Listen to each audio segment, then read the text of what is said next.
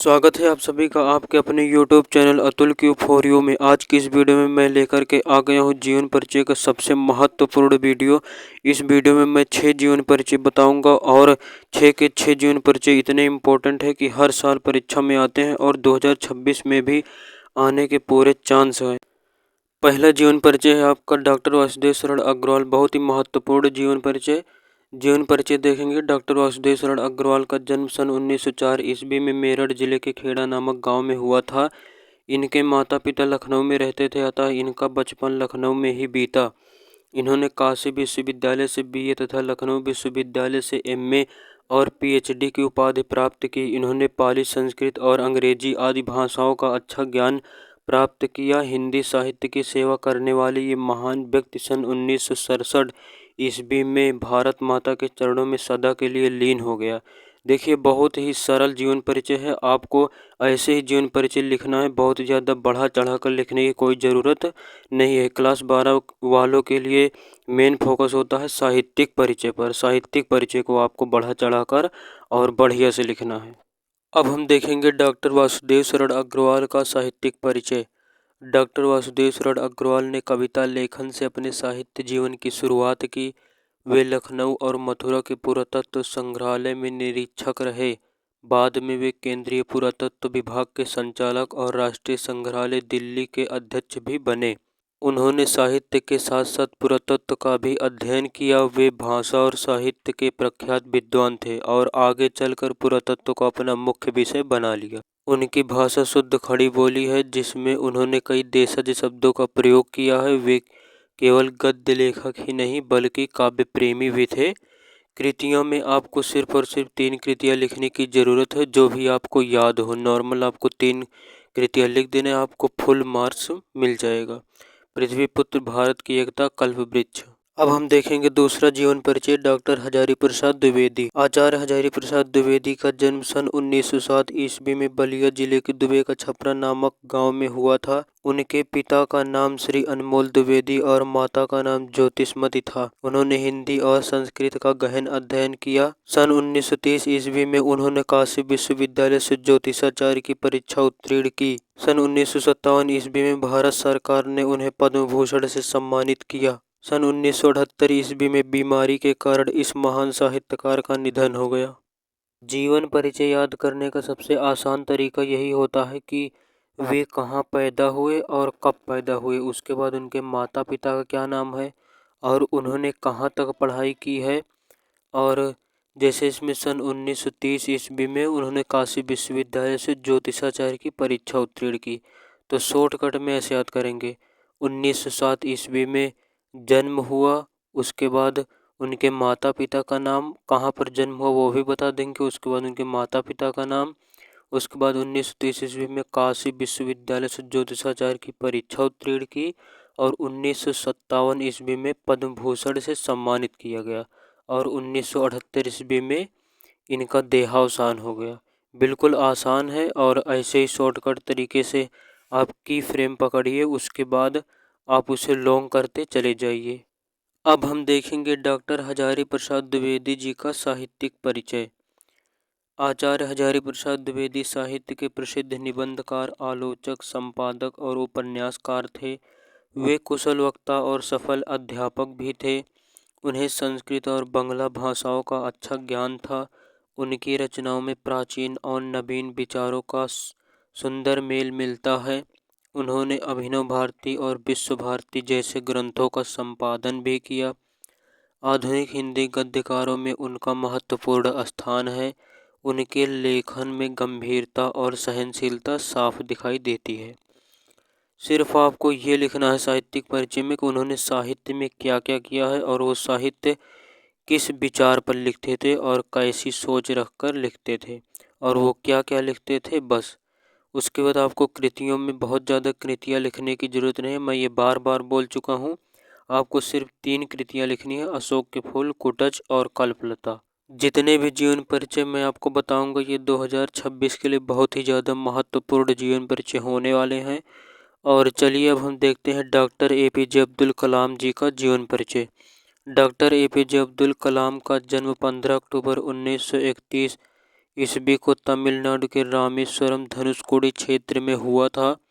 उनका पूरा नाम अबुल पाकिर जलालुद्दीन अब्दुल कलाम था। उनके पिता जैनुलाब्दीन नाव के मालिक और मछुआरे थे। उनकी माता का नाम आसियम्मा था। वे 5 भाई बहनों में सबसे छोटे थे। घर की आर्थिक स्थिति ठीक न होने के कारण वे पढ़ाई के साथ साथ काम भी करते थे। अपनी पढ़ाई का खर्च निकालने के लिए वे अखबार बेचते थे। 27 जुलाई 2015 को हृदयाघात के कारण उनका निधन हो गया। कलाम जी का जन्म तमिलनाडु के रामेश्वरम में 15 अक्टूबर 1931 को हुआ। फिर उसके बाद इनका पूरा नाम बताएंगे, फिर उसके बाद इनके पिता का नाम बताएंगे और पिता क्या करते थे आप ये भी बता सकते हैं। उनकी माता का नाम बताएंगे। फिर उसके बाद ये 5 भाई बहन में सबसे छोटे थे। घर की आर्थिक स्थिति ठीक न होने के कारण इन्हें काम करना पड़ा और काम करके ये अपनी पढ़ाई किए, अखबार बेचते थे। और उसके बाद 27 जुलाई 2015 को हृदयाघात के कारण इनका निधन हो गया। देखिए कितना इजी है, एकदम आसान है। बढ़िया ऐसे याद कर लीजिए और लिख दीजिए। अब्दुल कलाम जी का साहित्यिक परिचय कैसे याद करेंगे। कलाम जी अविवाहित थे। अपनी शिक्षा पूरी करने के बाद वे वैज्ञानिक के रूप में DRDO से जुड़े। शुरुआत में उन्होंने छोटे हेलीकॉप्टर के डिजाइन में योगदान दिया। बाद में वे अंतरिक्ष अनुसंधान से जुड़ गए। 1969 ईस्वी में उन्हें ISRO भेजा गया। कलाम जी अविवाहित थे। अपनी शिक्षा पूरी करने के बाद वे वैज्ञानिक के रूप में DRDO से जुड़े और DRDO से जुड़ने के बाद उन्होंने हेलीकॉप्टर के डिजाइन में योगदान दिया और उसके बाद उन्होंने अंतरिक्ष अनुसंधान ISRO 1969 ईस्वी में ISRO ज्वाइन कर लिया। कुछ वर्षों बाद वे फिर DRDO से जुड़ गए। उन्होंने मिसाइल कार्यक्रम में महत्वपूर्ण भूमिका निभाई। इसी कारण उन्हें मिसाइल मैन कहा जाता है। उनके निर्देशन में अग्नि और पृथ्वी जैसी मिसाइलें सफल हुई। 2002 में वे भारत के 11वें राष्ट्रपति चुने गए।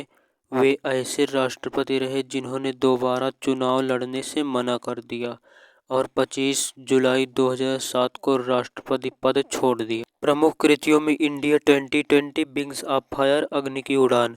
अब हम चलते हैं अगले महत्वपूर्ण जीवन परिचय की ओर। 3 जीवन परिचय हमने गद्य के याद कर लिए। अब हम पद्य के 3 जीवन परिचय याद करेंगे। तो पहला जीवन परिचय है अपना मैथिली शरण गुप्त। मैथिली शरण गुप्त जी का जन्म 1886 ईस्वी में झांसी के चिरगांव में हुआ था। इनके पिता सेठ राम शरण गुप्त अच्छे कवि थे। उन्हें कविता की प्रेरणा अपने पिता से ही मिली। उनकी शिक्षा दीक्षा घर पर ही हुई, जिससे उनमें काव्य के प्रति रुचि बढ़ी। 1964 ईस्वी में इस महान कवि का निधन हो गया। देखिए 4 लाइन में है, बहुत ही सरल है और बहुत ही इम्पोर्टेंट भी है। अब हम देखेंगे इनका साहित्यिक परिचय। मैथिली शरण गुप्त जी को बचपन से ही कविता लिखने का शौक था। बड़े होकर वे हिंदी के प्रसिद्ध कवि बने। उन्होंने अपनी कविताओं से हिंदी को नई पहचान दी और लोगों के प्रिय कवि बन गए। वे देशभक्ति के कवि थे। उनकी रचनाओं में राष्ट्र प्रेम कूट कूट कर भरा है, इसलिए उन्हें राष्ट्र कवि कहा गया। उनकी पहली पुस्तक रंग में भंग थी, लेकिन भारत भारती से वे प्रसिद्ध हुए। उन्हें द्विवेदी युग का लोकप्रिय कवि माना जाता है। वे समाज सुधार की बातें भी अपनी कविताओं में करते थे। प्रमुख कृतियां भारत भारती, जयद्रथ वध, पंचवटी। आइए देखते हैं बहुत ही ज़्यादा महत्वपूर्ण जीवन परिचय जयशंकर प्रसाद जी का। जयशंकर प्रसाद का जन्म 1889 ईस्वी में काशी के एक प्रसिद्ध परिवार में हुआ था। उनके पिता का नाम देवी प्रसाद था। बचपन में ही पिता की मृत्यु हो जाने के कारण उनकी प्रारंभिक शिक्षा घर पर ही हुई। उन्होंने घर पर ही संस्कृत, हिंदी, उर्दू और फारसी का अध्ययन किया। बाद में उनकी आर्थिक स्थिति कमज़ोर हो गई। क्षय रोग से पीड़ित होने के कारण 1937 ईस्वी में कम आयु में ही उनका निधन हो गया। अब हम देखेंगे इनका साहित्यिक परिचय। जयशंकर प्रसाद जी हिंदी साहित्य के बड़े कवि और छायावाद के प्रमुख प्रवर्तक थे। उन्होंने अपने काव्य में मानवीय मूल्यों को महत्व दिया और हिंदी साहित्य को समृद्ध किया। वे केवल कवि ही नहीं बल्कि नाटककार, उपन्यासकार, कहानीकार और निबंधकार भी थे। उनके काव्य में प्रेम और सुंदरता दिखाई देती है। वे कई भाषाओं और विषयों के विद्वान थे, इसलिए हिंदी साहित्य का कोई भी हिस्सा इनसे अछूता न रहा। प्रमुख कृतियाँ: आंसू, लहर और झरना। आइए अब हम एक और महत्वपूर्ण जीवन परिचय देखते हैं। रामधारी सिंह दिनकर जी का जन्म बिहार के मुंगेर जिले के सिमरिया नामक गांव में 1908 ईस्वी में हुआ। उन्होंने पटना विश्वविद्यालय से बीए की डिग्री प्राप्त की और कुछ समय तक हिंदी विभाग के अध्यक्ष भी रहे। उन्हें ज्ञानपीठ पुरस्कार और पद्म भूषण से सम्मानित किया गया। इस महान साहित्यकार को राष्ट्रकवि का दर्जा भी प्राप्त हुआ। रामधारी सिंह दिनकर जी का निधन 1974 ईस्वी में हुआ।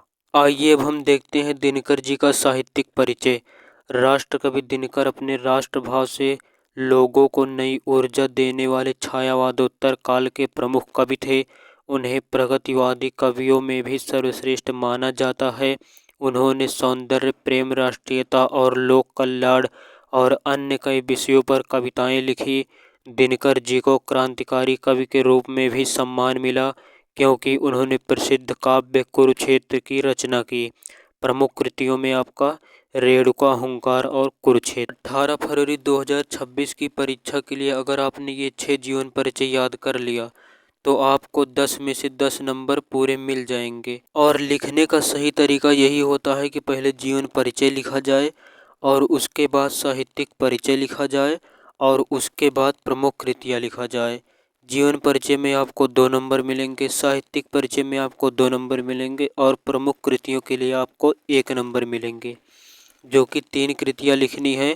और उसके बाद जीवन परिचय में आपको जैसे मैंने लिखाया है वैसे ही लिखना है। आपको संक्षेप में जीवन परिचय लिखने की आवश्यकता नहीं है, सिर्फ जन्म और मृत्यु को काली पेन से ज़रूर लिख दीजिए। अगर वीडियो पसंद आया हो तो वीडियो को लाइक ज़रूर कीजिएगा, चैनल को ज़रूर सब्सक्राइब कीजिएगा और एक प्यारा सा कमेंट ज़रूर लिखिएगा। तो मिलते हैं किसी और टॉपिक में, तब तक के लिए जय हिंद।